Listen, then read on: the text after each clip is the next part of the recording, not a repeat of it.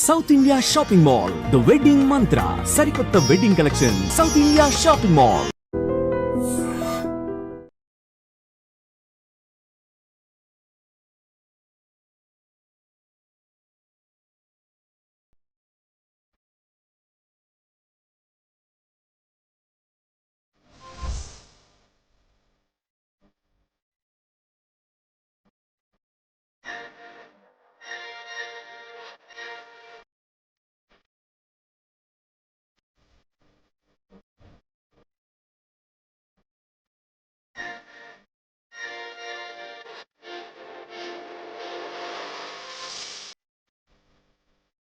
Busy లైఫ్లో traffic కూడా పెద్ద టాస్క్ అయిపోయింది.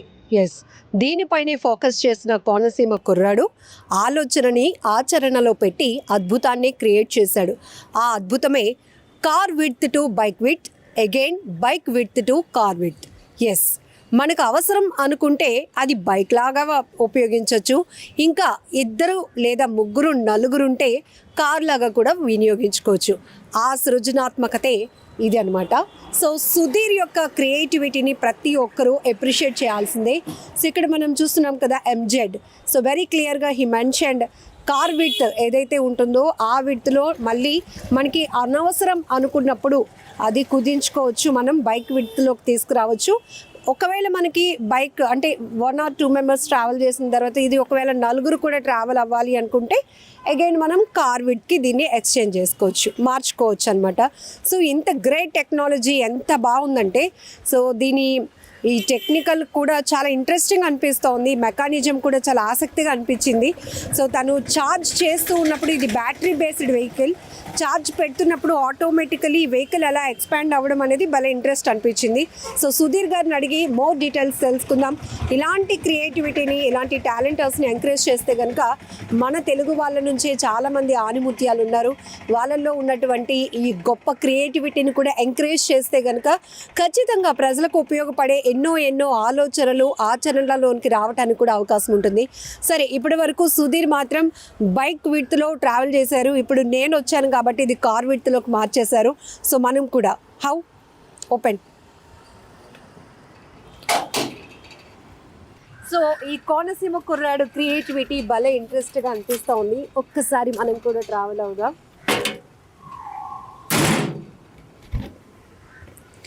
Move. Yes, first of all hearty congratulations Sudheer గారు. ఎందుకంటే చాలా ఇంట్రెస్టింగ్గా ఉంది మీ క్రియేటివిటీ. ఎందుకు అనిపించింది అసలు ఇట్లా ట్రాఫిక్లో ఏదైనా మీరు కనెక్ట్ అయిన పాయింట్ ఏదైనా ఉందా? ఎస్ మేడం, బెంగళూరు అండ్ హైదరాబాద్లో హెచ్ఆర్గా వర్క్ చేసినప్పుడు ఒక 10 kilometers వెళ్ళడానికి మనకి బైక్ అయితే 1/2 hour to 1 hour పడుతుంది.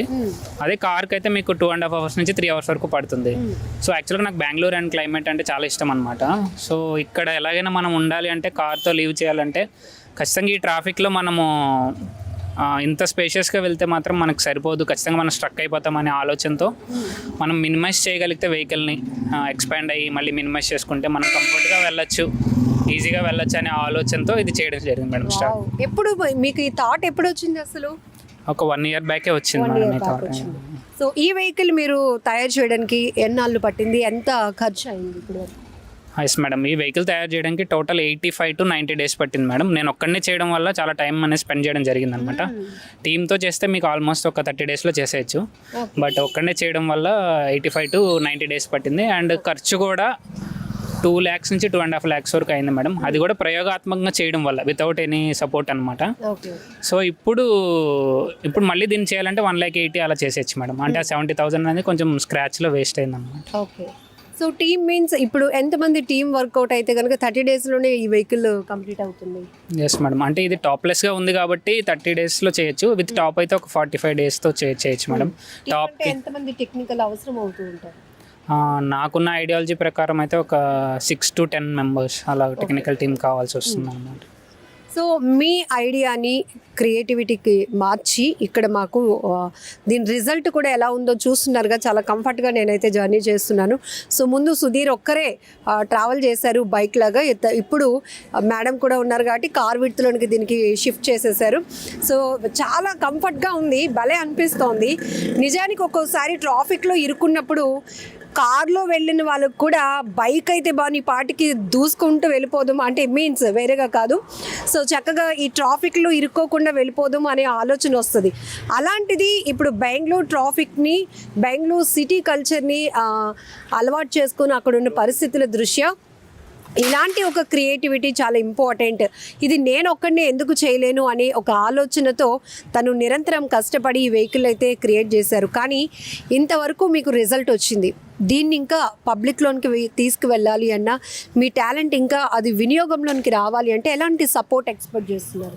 ఒకవేళ ఎవరైనా మన గవర్నమెంట్ నుంచి ఎంకరేజ్మెంట్ చేస్తే ఈ ప్రాజెక్ట్ని ఇంకా ముందుకు తీసుకెళ్ళి చైనా, జపాన్ మనకి ఎలా అయితే న్యూ ఇన్నోవేషన్స్తో ముందుకు వెళ్తున్నారో మనం కూడా వాళ్ళకంటే ఏమాత్రం తక్కువ కాదు. కానీ ఇండియన్స్ కూడా మనం వెరీ ఇంటెలిజెంట్ ఫెలోస్ అని చెప్పి ప్రూవ్ చేయడానికి ఒక అవకాశం దొరికినట్టు ఉంటుంది. లేదంటే కార్పొరేట్లో టాప్ బ్రాండ్స్ ఉన్నాయి, లైక్ ఆనంద్ మహీంద్రా నుంచి, అండ్ సుజుకి, హ్యుండై, చాలా కంపెనీస్ ఉన్నాయి మేడం. రతన్ టాటా గారు లేని లోటు తెలుస్తుంది. సో రతన్ టాటా గారు ఉంటే మేబీ ఆయన కూడా ఎంకరేజ్ చేసేవారు ఇలాంటిది. వీఆర్ మిస్సింగ్ గ్రేట్ పర్సన్ అనమాట. సో అలాంటి వారు, కార్పొరేట్ వారు ఎవరైనా సహాయం చేస్తే కూడా దీన్ని టాప్ తీసుకొచ్చి ఇంకా ఫ్యూచరిస్టిక్గా తీసుకురావాలనే ఉద్దేశంతో ఉన్నాం. ఫ్యామిలీ నుంచి ఎట్లాంటి సపోర్ట్ వచ్చింది? ఎందుకంటే ఇలాంటివి చెప్పినప్పుడు అబ్బాయి ఎందుకురా మనకి ఖర్చులు ఇవన్నీ మన వల్ల కావు అంటూ ఉంటారు.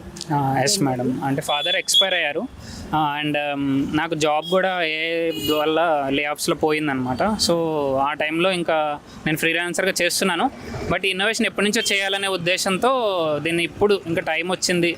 చాలా లే ఆఫ్ జరుగుతున్నాయి బయట. ఏ టెక్నాలజీ వల్ల సాఫ్ట్వేర్లో జాబ్స్ పోతున్నాయి, ఇంకా చాలా ఇండస్ట్రీస్లో కూడా జాబ్స్ పోతున్నాయి. చాలా మందిని కనెక్ట్ చేస్తున్నటువంటి పాయింట్. సో ఇంకా మోర్ టెక్నాలజీ వల్ల మనం ఎంత స్పీడ్గా వెళ్తున్నామో లివింగ్ స్టైల్ కానీ జాబ్స్ పోగొట్టుకునే పరిస్థితి వస్తుంది. బట్ అదే టెక్నాలజీని మీరు ఇది క్రియేటివిటీలోనికి మార్చారు, ఏమనిపిస్తుంది?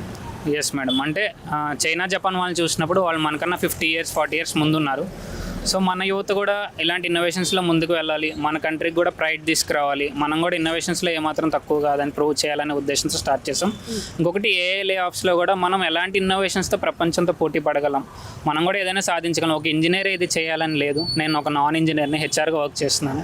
నేను ఇది చేయగలిగినప్పుడు ఇంకా దీన్ని అద్భుత రీతిగా తీసుకువెళ్ళగలరు మన ఇంజనీర్స్ అనే విశ్వాసం మాత్రం నాలో ఉంది. ఇప్పుడు ఏఐ లాంటి టెక్నాలజీ వల్ల జాబ్స్ పోగొట్టుకునే పరిస్థితి వస్తుంది. బట్ అదే టెక్నాలజీని ఉపయోగించి మీరు ఈ వెహికల్ని రెడీ చేశారు.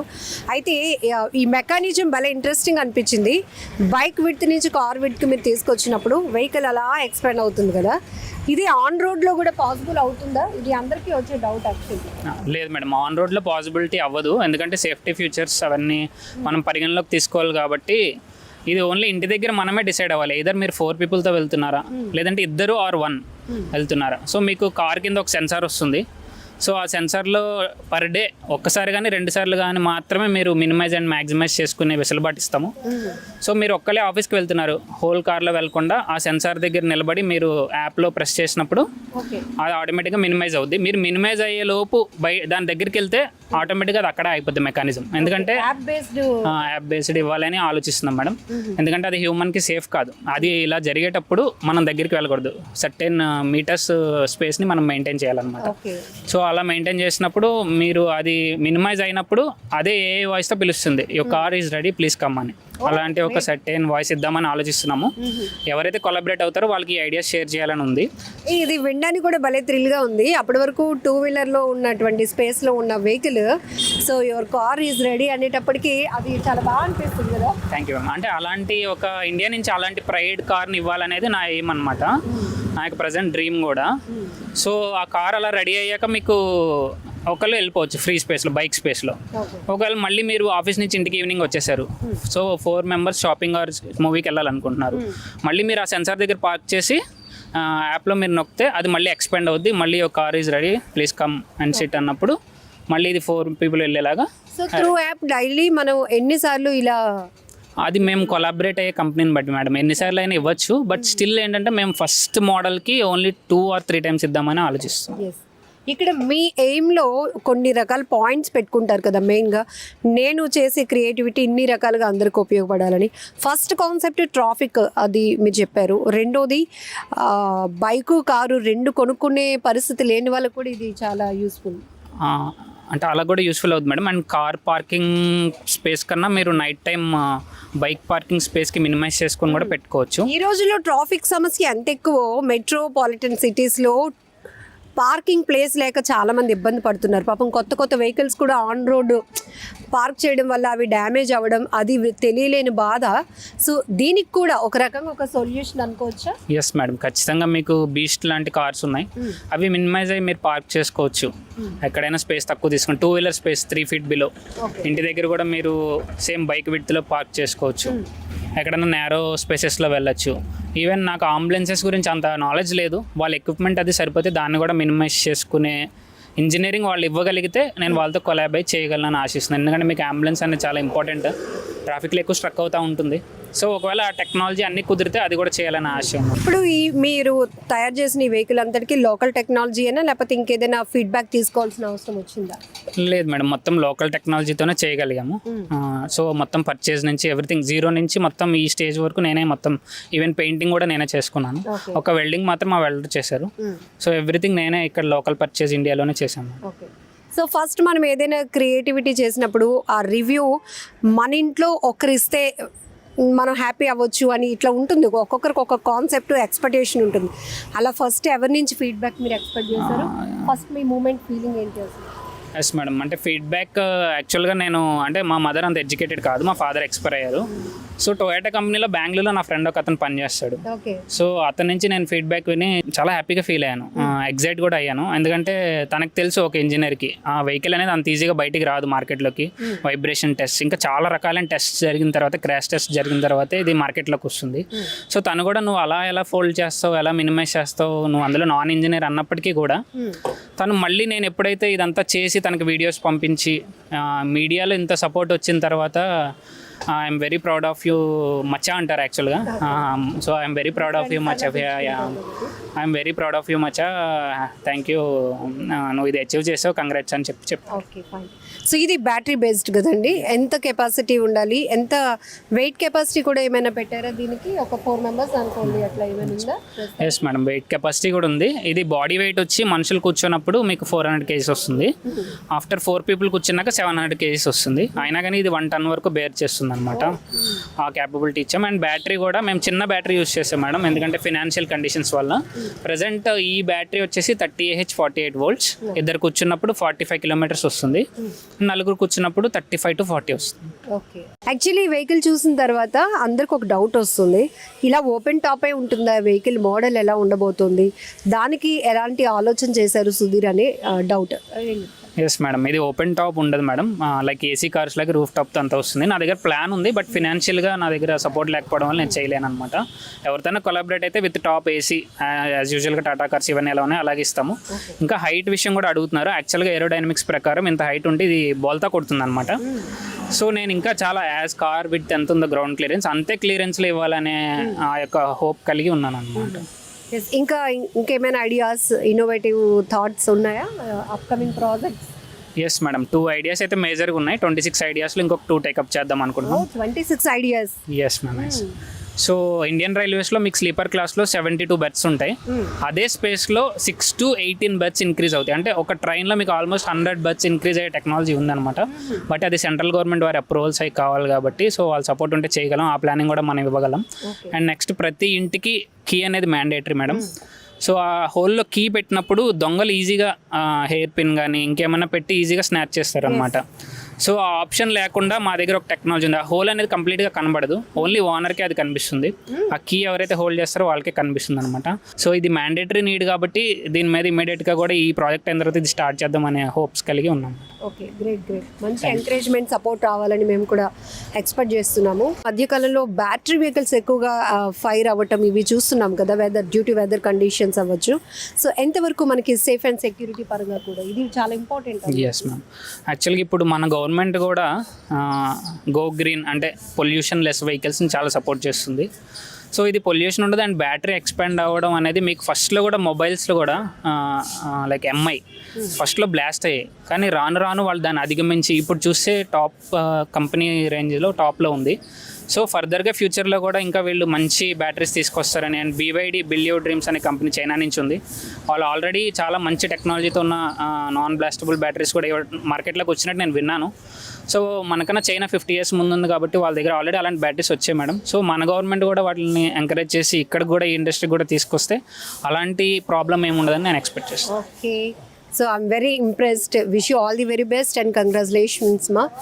సో అండ్ ఈ కోనసీమ కుర్రాడు సుధీర్ సృజనాత్మకత ఎలా ఉంది, సో తను ఎంత కష్టపడ్డాడు, ఎందుకోసం అంటే మనం ఏదైనా ఒకటి సాధించాము అంటే అది సొసైటీకి ఉపయోగపడేది అయితే ఇంకా దాంట్లో ఉన్న ఆత్మసంతృప్తి వేరే లెవెల్. ఆ రకమైనటువంటి కాన్ఫిడెన్స్ అండ్ మీలో చాలా కనిపిస్తూ ఉంది. సో గవర్నమెంట్ నుంచి కానీ టాప్ కంపెనీస్ నుంచి దీనికి మంచి ఎంకరేజ్మెంట్ ఉంటే కనుక ఖచ్చితంగా దీన్ని ఇంప్లిమెంట్ చేయొచ్చు, ఆన్ రోడ్ తీసుకురావచ్చు. దీని కెపాసిటీ ఎలా వర్కౌట్ అవుతుంది, సో మనం ఏ పర్పస్లో బైక్ కింద వాడాలి లేకపోతే కార్ కింద ఎక్స్పెండ్ చేసుకోవాలనుకున్న ఫుల్ డీటెయిల్స్ అయితే సుధీర్ మనకి ఇచ్చేశారు. సో ఈ వెహికల్, ఈ క్రియేటివిటీపై మీ అభిప్రాయం కూడా కామెంట్లో తెలియజేసి మీ బ్లెస్సింగ్స్ కూడా సుధీర్కి ఇచ్చేయండి. All the very best.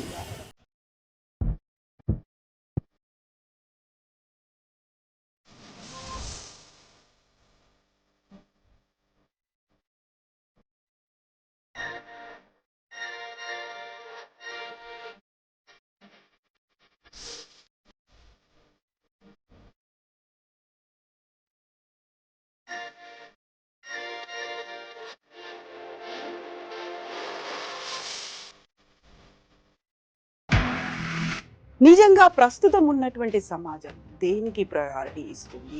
ఆర్థిక సంబంధాల చుట్టూ మాత్రమే తిరుగుతోంది. మళ్ళీ ఎన్నికలంగానే చాలా విరక్తి కలుగుతాం. మంచి అనిపిస్తుంది కదా, లేడీస్ కూడా ఛాలెంజింగ్ జాబ్స్ చేసినప్పుడు చాలా బాగుంటది. ట్రాఫిక్ అసిస్టెంట్స్ గా నియమించిన ట్రాన్స్జెండర్స్ అందరితో సాల్యూట్ చేయించుకుంటున్నారు. ఫుడ్ డెలివరీ ఇవ్వటానికి వెళ్ళినటువంటి డెలివరీ బాయ్ అనిల్ పై కళ్ళ ముందు